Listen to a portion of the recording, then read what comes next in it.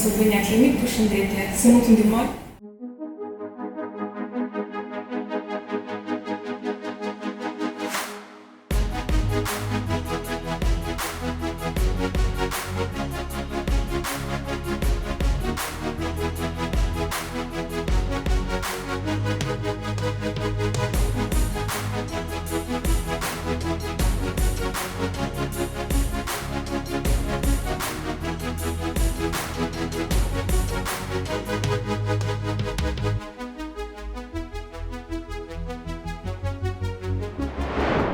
Doktoresha, mirë se të gjeta. Mirë se erdhët.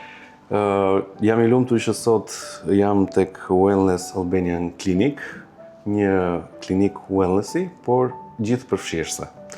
Tani ne jemi mësuar që shpeshherë të shkojmë nëpër klinika dhe të kurohemi. Çdo të thotë të parandalojmë. Si është të shkojmë në një klinik wellnessi?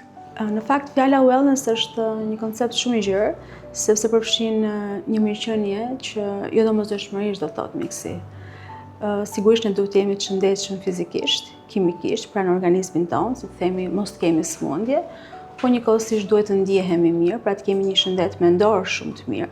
Po sigurisht neve duhet të kemi besimet tona që na ndihmojnë akoma dhe më shumë të ndjehemi akoma dhe më mirë, pra wellnessi realisht nuk është term vetëm mjekësor dhe sinqerisht kur kam vendosur ta përdor si term për të emërtuar klinikën, kam hasur shumë, si më thënë, kundërshtime sepse mendonin që do duket si një institucion që do ofronte spa apo trajtime estetike të ndryshme. Prandaj po unë insistova sepse edhe unë vetë nuk e kisha të qartë se sa limit do t'i vija vetes në zhvillimin e kësaj klinike. Dhe duke e kuptuar që do ishte një diapazon shumë I gjerë shërbimesh, vendosa që të përdorja fjalën wellness pikërisht për ta bërë gjithë përfshirëse, gjithçka që ka të bëjë me mirëqenien e njeriut dhe jo vetëm me shëndetin e tij. Mua personalisht më është dashur të vi 2 herë tek ty, pa u njohur së bashku. E para ka qenë kur unë kam qenë sportist dhe më është dashur që të kryej një EKG tek Wellness Albanian Clinic. Dhe e dyta, kam sjell një familjarin tim për të bërë një vizitë të mirëfillt për një problem shëndetësor që ka pasur tek shëndeti vet. Dhe të dyja rastet kemi gjetur zgjidhje. Kjo ishte dhe mendimi im që ishte klinik wellnessi apo një klinik e mirëfillt që ofron një diapazon shumë të madh shërbimesh. Dhe për këtë gjë, unë do doja që të kishim një prezantim më të mirëfillt, ndoshta edhe të klinikës. Që kur është vënë ky emër, ne kemi marrë parasysh atë keq kuptimin. Po që pa diskutim ai kemi menduar që kur çdo që vi të gjejë mundësi zgjidhje, qoftë për parandalim, qoftë për trajtim, diagnostikime dhe për mëtej, për sa I përket shëndetit. Në rastin tuaj kur keni ardhur për check-upin sportiv, ne tashmë prej shumë vitesh kemi qenë pjesë e ngritjes së standardit të check-upeve sportive, të kontrolleve të sportistëve, tashmë në mënyrë jo fiktive, por me një përgjegjësi mjekësore, ku ekzaminohen gjerësisht sportistët, duke filluar nga shëndeti I zemrës, I syve, I veshëve, spirometria. Mund të ishte edhe më I pasur, por për mendimin tim krahasuar me çfarë është bërë vite më parë, për mendimin tim është bërë goxha përmirësim.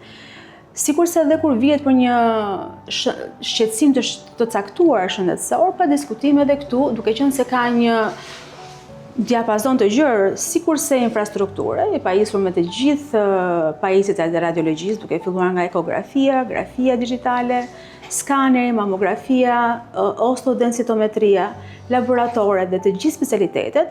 Pra, çfarëdo lloj shqetësimi të ketë dikush mund të drejtohet sepse kryen, si më thënë, rolin e një triazhi. Pra, orienton qartësisht dhe diagnostikon mjaft mirë një problematik.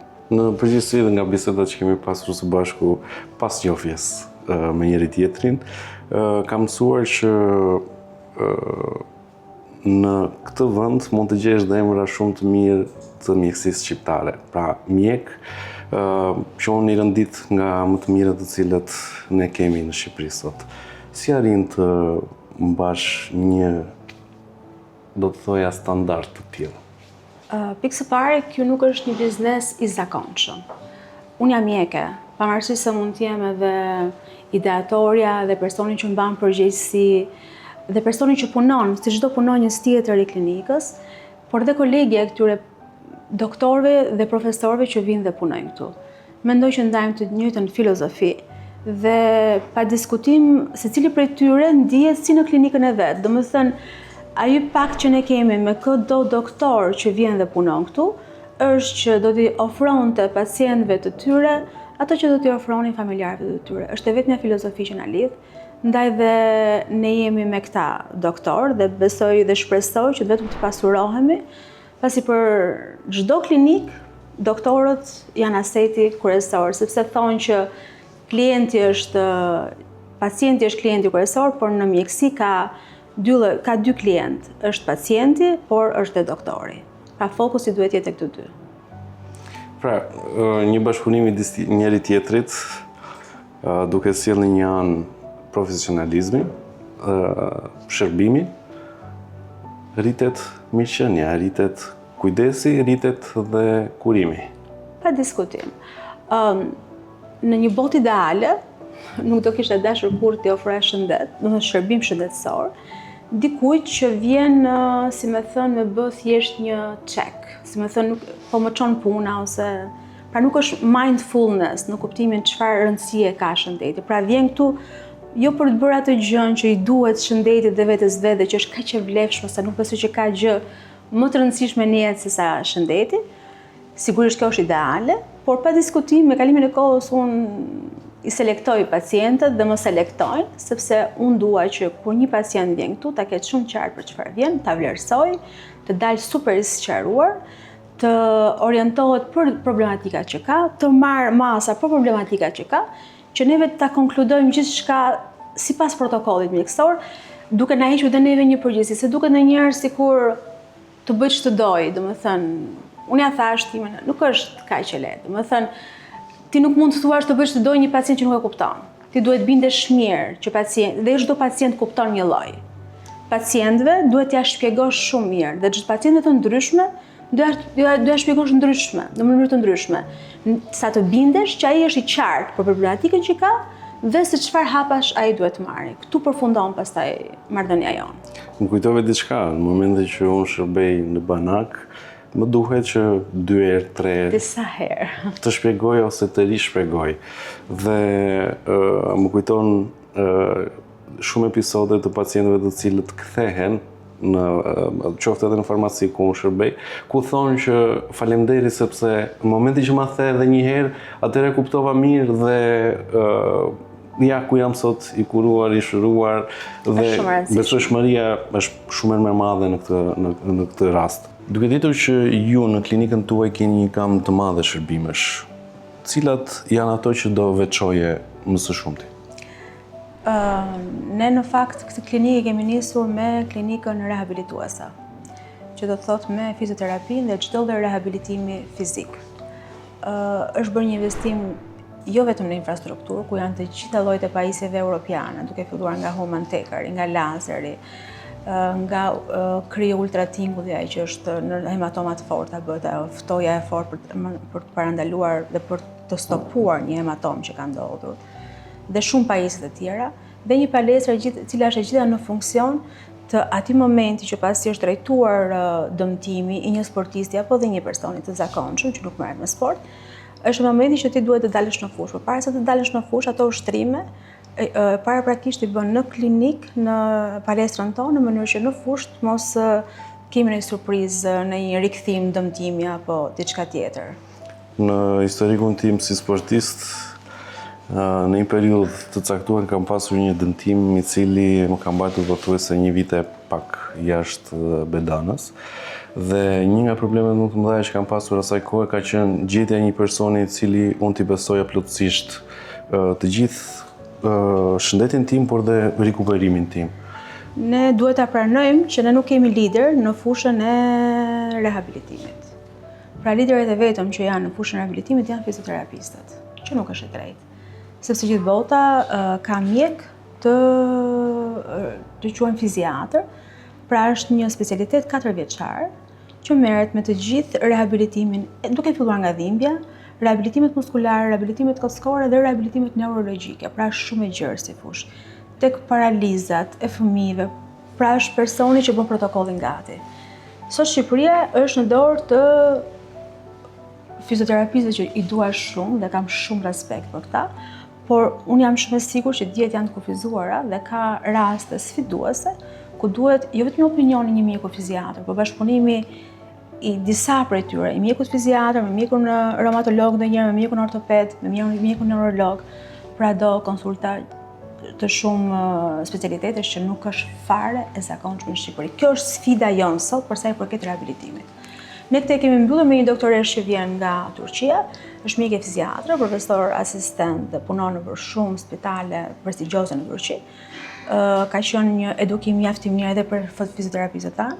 Në përgjithësi vjen një periudhë caktuar dhe shikon për herë të parë pacientët, bën protokollin, të cilin e ndjekin rigorozisht fizioterapistët dhe pastaj rindiqet derisa ose jemi mirë ose do përfundojmë në një procedurë kirurgjikale.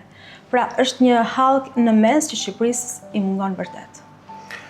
Ndaj dhe ndodhin këto gjëra që 9 muaj diçka mos të rehabilitohet dhe ti të vazhdosh akoma 9 muaj me se do ta ketë një përgjigje, po jo gjithmonë dhimbja është sëmundje. Edhe këtë duhet ta pranojmë. Dhe ndonjëherë duhet kur nuk kuptojmë një shkak të caktuar, duhet merremi qoftë dhe me dhimbjen vetë, në fund të ditës njëri thjesht do që të mos i dhëm diçka. Mendon se kemi arritur një standard aktualisht, qoftë në aspektin e aparaturave, e shërbimit, e rikuperimit, e gjithçka, pra jemi ne drejt Europës aktualisht?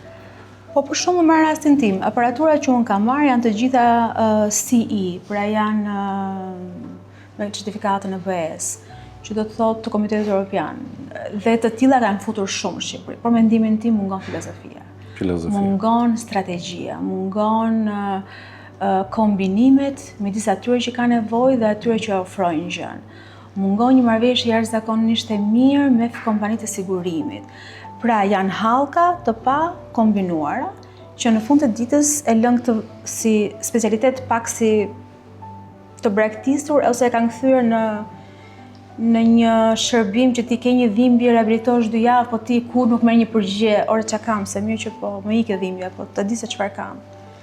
Kjo është, mendoj, problemi kryesor. Jemi në aparatura, por në strategji, për aq kohë sa nuk do ketë, siç thash, mjek fiziatër që do udhëheqin gjën, do ta kemi të vështirë.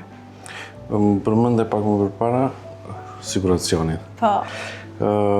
Më duhej para 2 javësh, isha diku jashtë Shqipërisë dhe për një emergjencë mjekësore më duhet të shkoja në një klinikë. Klinika më afërt ishte një klinikë private në shtetin ku unë isha.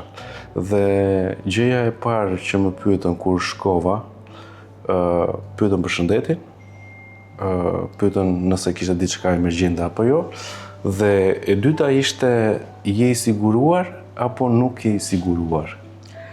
Një specifik tjetër e klinikës tonë është pikërisht që shumica e pacientëve që vinë tek ne kanë një sigurim privat, përveç sigurimeve shtetërore.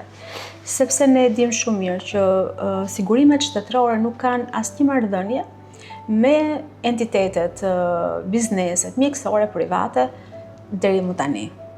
Por kjo marrëveshje ekziston vetëm me siguracionet private, siç mund të jetë Sigal, Sikret, Alpsig, Sigma, Intersig, 5 gjarë sa janë gjithsej, dhe klientët e tyre duhet bëjnë se të bëjnë një check-up në vit falas. Kjo varet shumë nga fasha e paketave që ato kanë. Mund të jetë nga më e thjeshta fare ku bëjnë check-upin dhe 2-3 ekzaminime shtesë dhe përfitojnë uljet në rasti konkret, dhe mund të shkojë deri në mbulime deri në 300.000 euro, deri në 500.000 euro, deri në 1 milion euro. Pra kjo varet shumë nga sa paguan ti ato paket sigurimi private. Dhe fatmirësisht 70% e punonjësve, pacientëve të klinikës tonë janë të mbuluar me një sigurim shëndetësor privat. Kjo na e bën shumë të lehtë. Ka një ndërgjegjësim nga populli shqiptar për sa i përket pjesës sigurimit, qoftë edhe privat? Eksperienca ime ka parë që në përgjithësi sigurimet private janë kryer nga kompania. Pra kompania ka dashur të krijojë një benefit, që nuk është se e ka për detyrë. Praktikisht po flasim për mjekësinë e punës apo jo? Po, edhe së bashku. Po gjithsesi kompania ndonjëherë pa kuptuar mirë mjekësinë e punës, ka shumë vite që ofron benefite, kartat e siguracionit privat për punonjësit. Të gjithë kompanitë e mëdha i ofrojnë punonjësve të tyre nga një kartë të shëndetit, ku ata çdo vit bëjnë check-upin e detyrueshëm, bën edhe mbulojnë shpenzimet sipas pagesave që janë bërë.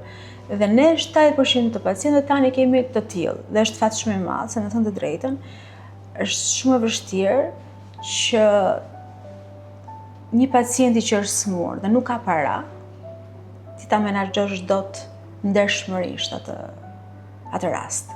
Do të thënë, është shumë e vështirë, do të thënë, ti thuash dikujt që ti duhet bësh këto 5 gjëra, kushtojnë kaq lekë dhe ai thotë nuk kam lekë.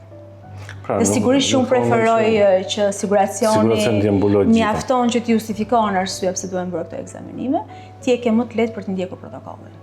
Dhe për të pasur në fokus vetëm pacientin, mos merresh fare në pjesën e tjetër sepse fjala shëndet ose mjekësi dhe biznes, me thënë drejtën, qëndrojnë shumë vështirë bashkë. Ta bëj si pyetje këtë tani, sepse ti në një anë je mjeke, dhe një mjeke me një emër goxha të mirë dhe të fortë në tregun mjekësor. Në të njëjtën kohë je dhe themeluese dhe drejtuese e një klinike. Si është të mbash balancën midis drejtueses dhe mjekes? A ndikon humanizmi tek marrja e vendimeve apo e kundërta e kësaj? Tani arsyeja kryesore pse unë bëj klinika nuk është se unë dua të jem as bizneswoman as një gjë.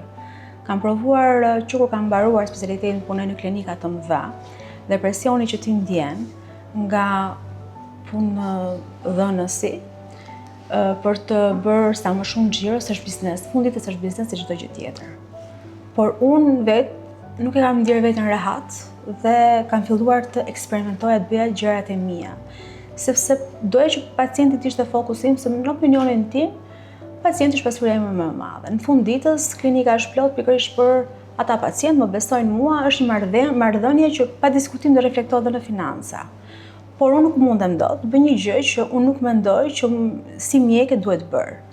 Dhe kam bërë klinikën time të parë, e cila mu duke vogël pas disa vitesh, e shita, bëra një spital, e cili pastaj mu duk shumë i madh për mua, se është ajo që thash që nëse në spitalin tim ku unë isha, kirurgu ose doktori që unë kam nuk është the best për atë lloj operacioni, edhe pse spitali është i imi, unë nuk mund t'i them shko opero me doktorin tim. Pra edhe unë vetë nuk isha rahat, pra isha angushtuar. Dhe thash, unë do bëj një klinik që unë do bëj vetëm diagnostik. Këtë e kam në dorë, kjo është më e rëndësishme se sa ndonjëherë zgjidhja, sepse zgjidhet gjendja në momentin që ke një diagnozë, dhe pacienti duhet jetë i lirë të zgjedhë, të operohet ku të dojë, të trajtohet ku të dojë. Dhe jo vetëm në rastin konkret, po edhe kur vinë bëjnë një vizitë falas, sepse neve, duke qenë se jetojmë në një komunitet ku mjekësinë, siç e thash, njerëzit paguajnë ende nga xhepi, mjekët si pediatër dhe mjeku në internist e kemi lënë falas. Pra vjen nga lagja, bën një vizitë që mos bëhet ajo vizita në recepcion, unë dua t'i bëj gjitha ose nuk dua t'i bëj këtë. Flet me doktorin, ai të jep rekomandimet e duhura, ti bën ato ekzaminime dhe je shërbyer siç duhet.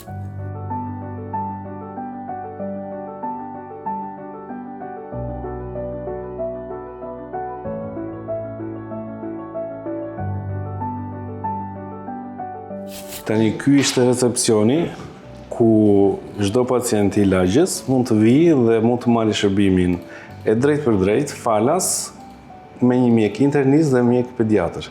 Apo jo? Nuk ishte ajo që kuptova. Mendoj që çdo biznes duhet të ndjejë detyrimin moral që t'i ofrojë diçka komunitetit ku ai ngrihet dhe në një farë mënyrë edhe përfiton. Megjithatë, një mjek internist falas dhe një mjek pediatër falas nuk është vetëm një ndihmë për pacientin, që sigurisht nuk mund të themi që kjo është një zonë e pasur me poliklinika shtetërore. Pra ne duhet t'ia japim këtë lloj mundësie.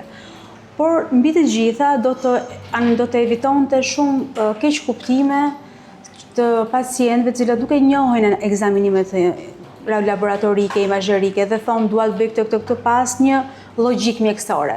Në këtë mënyrë, përveç se ne ofrojmë shërbimin falas, që pacientët do ta bënin kudo në poliklinikat shtetërore, ne gjithashtu orientojmë pacientin siç duhet të bëj ato ekzaminime që duhet të bëj dhe të dalin në një diagnozë në marrëdhënie edhe me shqetësimet që ai ka. Kështu, të them të vërtetën, është era e parë që dëgjoj që një klinikë private ofron vizita falas në këto specialitete. Por edhe unë dua të jem shumë e sinqert, sepse kjo parandalon shumë keq kuptime. Ka pacient që thonë dua t'i bëj të tërë analizat. Dhe kur ti thua që të tërë analizat më bëj dhe 20.000 euro, atëherë tërhiqet dhe nuk do as vetë hutohet. Kështu që ne themi çfarë do lloj pyetje që ke se kanë dëshirën ta bëjnë këtu në recepcion, themi, ulu me mjekun internist, tregoj gjithë shqetësimet që ti ke dhe ai të thotë se çfarë duhet ti të bësh. Pra, në këtë rast nuk ofrohet thjesht vetëm shërbimi i kryerjes vizitave apo analizave në përgjithshmëri, por kryhet dhe orientimi. Po patjetër, triazh, një triazh i mirëfillt. Pacienti ikon këtu me mendimin më të qartë dhe më të saktë në lidhje me situatën e tij shëndetësore. Palon duke përjashtuar check-upin, por njeriu vjen vetëm për të bërë atë check-upi parandalues dhe në përgjithësi nuk ka shqetësime. Por edhe pas kryerjes së check-upit që ti mos të kesh shqetësime, nëse vëmë re problematika në analiza laboratorike apo imazherike, pa diskutim mjeku internist orienton se çfarë duhet bëjmë më tej. Tani, në përditshmëri ti shkruan shumë receta. Cila do ishte receta pa recetë që do jepi? Receta pa recetë. Unë kam shumë receta pa recetë, në fakt, sepse unë vërtet jam mjeke, por mendoj që mirëqenia e njeriut nuk është 30% është mjekësia. Mirëqenia e njeriut fillon nga edukimi vetes tij. Njeriu ka në dorë 80-90% të shëndetit të tij. Ndaj dhe them që çdo kush që vjen dhe duke bërë një ekografi me mua, elaborojmë gjithë mundësitë që ka çdo pacient që të bëjmë më të mirën për shëndetin e tij. Zgjimi i herët, të ngrënit të ushqyerit shëndetshëm dhe pak, evitimin e obezitetit sa të mundemi, sepse të mos çojmë trupin në inflamacion, një fjetje shumë e mirë, miqësi shumë e shëndetshme, sport dhe besoj që pastaj vjen mjekësia. Kështu mendoj unë. Pra, jemi tek mirëqenia, pastaj tek... Po, mirëqenia është shumë e gjerë sikur se ta thash. Ne duhet të konsiderojmë dhe diçka që është ajo që neve mbartim gjenetikisht, por ne duhet njohim shumë mirë gjenetikën tonë, çfarë prirjesh për sëmundje të ndryshme ne përcjellim nga prindrit tanë, nga ADN-ja jonë, që të kemi fokus që ta kontrollojmë her pas here në ekzaminimin dhe në check-upet që bëjmë. Prandaj them që do doja t'i shërbeja atyre njerëzve që kuptojnë rëndësinë dhe ka rëndësi shëndeti i tyre për ta. Janë të fokusuar tek ata. Unë do të falenderoj pa mas për këtë bisedë që ne kemi bërë aktualisht, por do të doja që vazhdimsinë do ta kishim edhe në studion e emisionit dhe podcastit Paracet. Por aty duhet të ngacmoj pak sepse e di që je një vulkan në momentin që fillon e flet. Falenderoj shumë, e vlerësoj pafund dhe do merja pjesë me shumë kënaqësi. Falenderoj. Faleminderit. Ky ishte episodi i radhës në Summer Edition në podcastin Paracet. Shpresoj që t'ju ketë shërbyer sadopak këto informacione që diskutuam me doktoresha Ariana Sina. Shihemi në episodin e radhës.